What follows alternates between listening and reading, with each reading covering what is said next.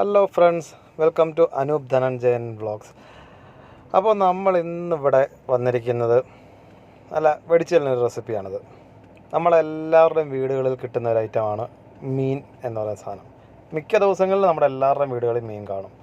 അപ്പോൾ ഈ മീനകത്ത് അതിൻ്റെ ഒരു മുട്ട കിട്ടും നമുക്കെല്ലാം. അപ്പോൾ നമ്മളെന്ത് ചെയ്യുന്നത്, മീൻ വെട്ടി കഴുകി വൃത്തിയാക്കുന്ന സമയത്ത് എന്താ ചില ആൾക്കാർ ഇതിൻ്റെ മുട്ടയെല്ലാം എടുത്താൽ കളയും. എന്നാൽ നമുക്ക് ഈ മുട്ട കൊണ്ട് നല്ല അടിപൊളി നല്ല സൂപ്പർ ടേസ്റ്റി ആയിട്ടുള്ളൊരു അട ഉണ്ടാക്കാൻ പറ്റും. നല്ല ചോറിൻ്റെ കൂടെ കഴിക്കാൻ നല്ല അടിപൊളി നല്ല സൂപ്പർ ടേസ്റ്റിയാണ് ഈ സാധനം.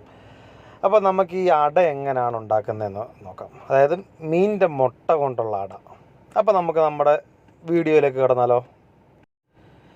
അപ്പോൾ നമുക്ക് ഇവിടെ ഉണ്ടാക്കാനായിട്ട് വേണ്ട ഐറ്റംസ് എന്ന് പറയുന്നത് ശകലം തേങ്ങാപ്പീരയാണ്. ഞാനിതിപ്പോൾ ഒരു ഒരു അരമുറി തേങ്ങയുടെ കാൽ ഭാഗം ചിരിക എടുത്തതാണിത്, മീൻസ് ചീവി എടുത്തതാണിത്.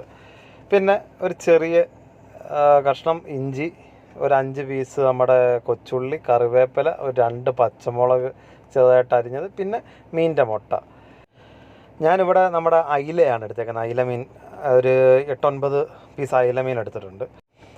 അപ്പോൾ നമുക്ക് ഇതിലേക്ക് നമ്മുടെ ഈ എടുത്ത് വെച്ചിരിക്കുന്ന നമ്മുടെ കൂട്ടിലേക്ക് ശകലം 1/4 ടേബിൾ സ്പൂൺ ഉപ്പും കൂടെ ചേർത്തതിന് ശേഷം ഇത് നല്ലപോലെ ഒന്ന് നമുക്കൊന്ന് മിക്സ് ചെയ്യണം. കാരണം ആ പരിഞ്ഞിലെല്ലാം, അതായത് ആ മീനിൻ്റെ മുട്ടയെല്ലാം നല്ലപോലെ ഒന്ന് പൊടിച്ച്, അതായത് നല്ലപോലെ ഒന്ന് കൈ കൊണ്ട് ഞരടി എടുക്കണം നമുക്ക്. ഞാൻ പറഞ്ഞില്ല നേരത്തെ ഞാനിപ്പോൾ ഇത് എടുത്തേക്കുന്ന അയിലയുടെ മുട്ടയാണ് എടുത്തേക്കുന്നത്. പക്ഷേ ഏറ്റവും ടേസ്റ്റി എന്ന് പറയുന്നത് നമ്മുടെ മത്തി ഉണ്ടല്ലോ, ഈ മത്തിയുടെ മുട്ട ഇതുപോലെ ചെയ്യണം. അത് എന്നാ ടേസ്റ്റാണെന്ന് പറയാം, നല്ല സൂപ്പർ ടേസ്റ്റാണ്. അപ്പം നമ്മളാണ്ട് ഇവിടെ ഈ മസാല ഒന്ന് മിക്സ് ചെയ്തിട്ട് അതിലേക്ക് ഞാനൊരു 1/2 ടേബിൾ സ്പൂൺ മഞ്ഞൾപ്പൊടി ചേർത്തിട്ടുണ്ട്.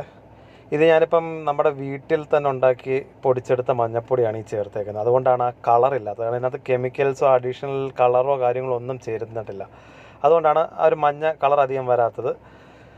അപ്പോൾ ഈ മഞ്ഞൾപ്പൊടിയും കൂടെ ചേർത്ത് ഇത് നല്ലപോലെ നമുക്കൊന്ന് മിക്സ് ചെയ്തെടുക്കാം. അപ്പം ഞാൻ നേരത്തെ പറഞ്ഞിരുന്നില്ലേ, അതായത് നമ്മൾ ഈ മത്തിയുടെ കാര്യം ഞാൻ പറഞ്ഞിരുന്നു. നല്ല ഔഷധ ഗുണവും കാര്യങ്ങളുള്ള ഒരു ഐറ്റമാണ് ഈ മത്തി എന്ന് പറയുന്നത്. പക്ഷേ ഇപ്പോൾ അത് മത്തി കിട്ടാനില്ലായിരുന്നു, അതുകൊണ്ടാണ് ഞാനിപ്പോൾ അയില എടുത്തത്. അപ്പം നമ്മുടെ ഇതെല്ലാം റെഡി ആയിട്ടുണ്ട്. നമ്മുടെ ഇപ്പോൾ പരിഞ്ഞിലും തേങ്ങയും എല്ലാം കൂടെ നല്ലപോലെ മിക്സ് ചെയ്ത് വെച്ചിട്ടുണ്ട്. ഇനിയിപ്പം നമുക്ക് ചെയ്യാനുള്ളതെന്ന് പറഞ്ഞാൽ ഒരു വാഴയിലയുടെ ചെറിയൊരു പീസ് എടുക്കുക. നേരെ നമ്മൾ ആ മിക്സ് ചെയ്ത് വെച്ചിരുന്ന നമ്മുടെ ആ പരിഞ്ഞിലിൻ്റെ മിക്സ് ഉണ്ടല്ലോ, അത് നേരെ നമുക്ക് ഈ വാഴയിലക്കകത്തോട്ടിടുക. കൈ വെച്ച് ജസ്റ്റ് അതൊന്ന് ഇങ്ങനെ ഒന്ന് പരത്തി കൊടുക്കുക ഈ വാഴയിലയിലേക്ക്. കണ്ടോ, ഇതേപോലെ. കാരണം അധികം തിക്നെസ് വരാൻ പാടില്ല. ഒരു കൈ വെച്ച് ചെറുതായിട്ടൊന്ന് പരത്തി കൊടുത്താൽ മതി. ഇത് നമുക്ക് വീട്ടിൽ കുട്ടികളൊക്കെ ഉണ്ടെന്നുണ്ടെങ്കിൽ ഇതൊക്കെ ഫ്രൈ ചെയ്ത് കഴിഞ്ഞാൽ അവർക്കൊക്കെ വളരെയധികം ഇഷ്ടപ്പെടുന്ന ഒരു ഐറ്റം കൂടിയാണിത്. അപ്പം ഇത് നമുക്ക് കൈ വെച്ച് ചെറുതായിട്ടൊന്ന് പരത്തി കൊടുക്കാം. ഉണ്ട്, ഇതേപോലെ കട്ടി കുറച്ചൊന്ന് പരത്തിയെടുക്കുക.